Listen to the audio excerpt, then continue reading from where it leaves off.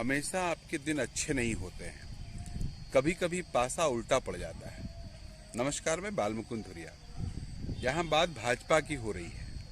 Bharatiya Janata party में एक trend है, देश में सरकार चला रही है, उत्तर प्रदेश में सरकार चला रही है और प्रदेश के तमाम सूबों में उसकी सरकार है। भाजपा का बड़ा नेता बनने के लिए आपको कुछ एक टैक्टिस अपनाना पड़ता है। हमारे उन्नाव वाले हैं साक्षी महाराज, वो ऑल फॉल बोलते रहते हैं और नेशनल मीडिया उनको कवरेज देती रहती है। बिहार वाले हैं गिरिराज सिंह जी, वो हर बात पे किसी न किसी को पाकिस्तान भेजते रहते हैं, नेशनल मीडिया उनको तवज्जो देती है।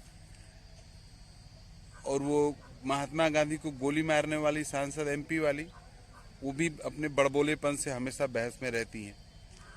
उनका कोई नेता कहता है कि गोली मारो सालों को, उसको बड़ा पद मिल जाता है।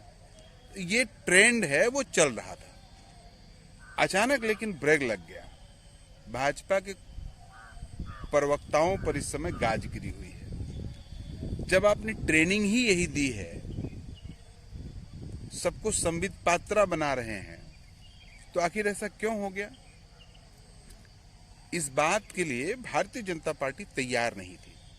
उसको लगता था कि हमेशा वही होगा जो हम लोग ट्रेंड चला देंगे, जो हम लोग कर देंगे। लेकिन इस बार उल्टा हो गया। इस बार दुनिया के तमाम ऐसे कंट्रीज जहां पर भारत के लोग जाके मजदूरी करते हैं, मेहनत मजदूरी करके अपनी जीविका चलाते हैं, वहां पर इस्लाम को मानने वाले लोग हैं और उन लोगों ने भाजपा को आड़ों हाथ लिया। उन्होंने भाजपा के प्रवक्ता को, भाजपा की पॉलिटिक्स को टारगेट में ले लिया कि तुम ये सब चूतियाफा अपने यहाँ करोगे तो हम यहाँ से भगा देंगे तुम्हारे लोगों को। हाथ पैर फूल गए। अब वो हाउडी मोदी, हाउडी मोदी, मोदी मोदी करने वाले लोग अब नहीं दिख रहे हैं।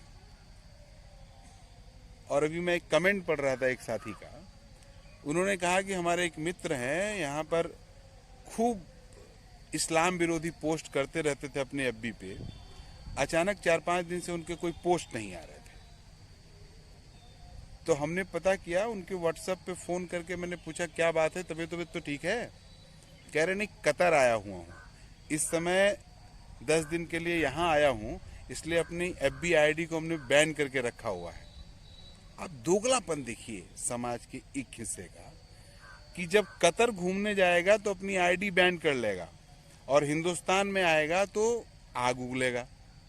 इस पॉलिटिक्स को भाजपा ने जो बोया है, आज इसके प्रवक्ताओं ने उसी को एक कदम आगे बढ़ाया और इसको लेने के देने पड़ जा रहे हैं, माफी मांगते नहीं थक पा रहे हैं, कैसे मैनेज करें इस बात को चला रहे हैं। इस बात को आम भारतवासी को समझना होगा कि ये जो जाति का विष भाजपा बोदी है, ये जो संप्रदाय का विष भाजपा बोदी है, इसकी आग में बचेगा कोई नहीं।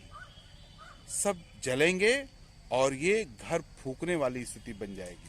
आज भाजपा के लोग भले इसी के बदौलत सरकार में हैं, दिल्ली का मजा लूट रहे हैं, सरकारी धन का दोहन कर रहे हैं अपनी विचारधारा को बढ़ाने में, लेकिन देश सदियों पीछे चला जा रहा है।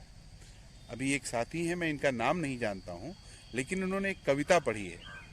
आप भी इस कविता को सुनिए और आनंद लीजिए कि कैसे इनके भी दिन जाने वाले हैं जो आज अपने आप को खुदा समझ रहे हैं। सबके दिन आते हैं। नमस्कार।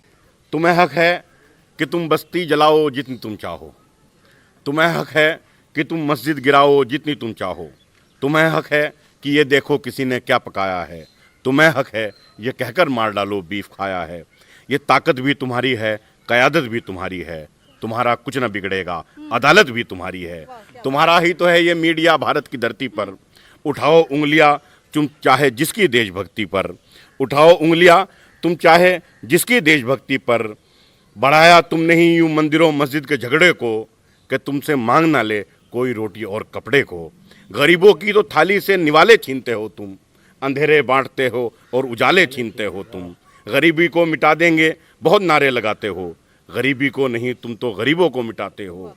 ये हकीकत है कि तुम इस वक्त के ज़िल्ले इलाही हो, हकीकत है कि तुम इस वक्त के ज़िल्ले इलाही हो, मगर तुम तो समझ बैठे ज़माने के खुदा ही हो। हुकूमत मिल गई जब से बहुत मगरूर हो तुम तो, नशे में अपनी ताकत के बहुत ही चूर हो तुम तो। हुआ है हाल क्या उसका, ज़रा फ़िरौन को देखो, मिटा कैसे ज़माने से ज़रा नमरूद को देखो। हुकूमत मिट गई सारी की सारी दुर्योधन की, वो लंका जल गई पल में जो थी बलशाली रावण की। अभी भी वक्त है तुम पर, अगर चाहो संभल जाओ, अभी भी वक्त है फ़िरका परस्ती से निकल आओ। अगर ये सिलसिला रुकता नहीं है कत्लो गारत का, तो सूरज डूब जाएगा तुम्हारी भी हुकूमत का, तो सूरज डूब जाएगा।